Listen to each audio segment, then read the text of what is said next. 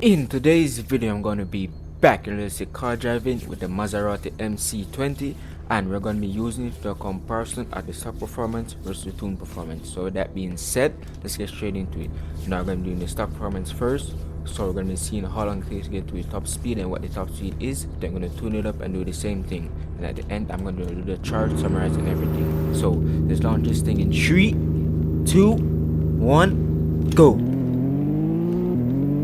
Great acceleration, that's very quick. Wow, I mean, I look down for a second, I look up and I'm already at 60. Okay, you also need to focus on the road a bit. You don't want to be too focused on the gauge, unless you're gonna crash. I think I crashed before. No, I don't think that ever happened. I was too focused on the gauge and actually end up crashing. But so far, this thing actually has a very nice acceleration because already at 300. Wow, and it's still climbing.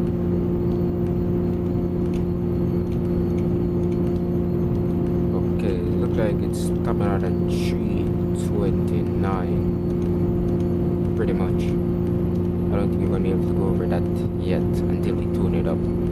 So let's start slowing that down, get some downshifts as well.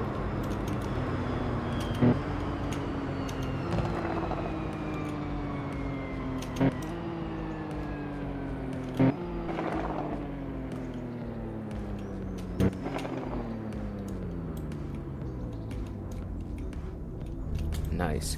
So it took 34.80 seconds with the top speed of 329, which is not bad. Now we're gonna tune this thing up and see what difference it makes. Okay, so let's tune this thing up real quick. So let's change the engine, the turbos, reduce the weight. Was it not clicking? Okay, there we go, and we should be good to go. So now let's head back on the highway and see how fast this thing is. Okay, so now I'm back on the highway and I'm doing the tune performance. So let's go to launch this thing in 3, 2, 1, blast off. See some improvement in acceleration, so that's good. Keep on looking in front of us as well. As I said, you don't want to be too focused on the gauge sometimes, else you can kind of be going off the road without realizing. But we passed our previous top speed, that's good, and also using up 7th gear this time. I don't think we hit 6th gear when we were doing the stock performance. But so far it's still climbing, so that's very good. It seems like we're gonna top out at a decent top speed. Still climbing. As long as we have enough road, we should be good. So it's 389, 390, 389, 390, it's like around 390. 390 is the highest I've seen so far. This is the end of the road. Start slowing it down.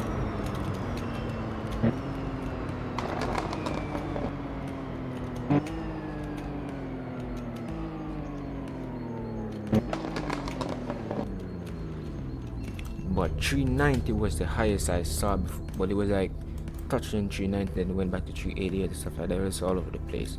But it took 56.46 seconds with the top speed of 390, which is the highest I saw. I feel like it could go a little faster, but that's just the highest that I saw based on the longest road in the map currently. But now I'm going to do the chart real quick.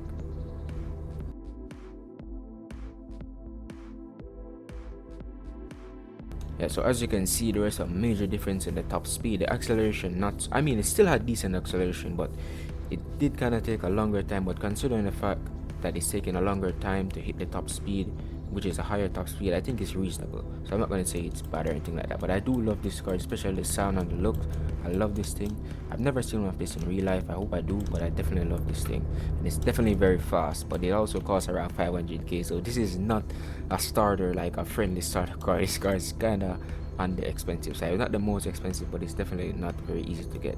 But if you do have enough money, I would say get it. It's very nice, and it doesn't handle that bad. I think the first time I got it, it handled horribly, but I think the game kind of had a little changes or maybe I just got better at driving. But I definitely like this car. I hope you guys enjoyed. Hope you found it helpful.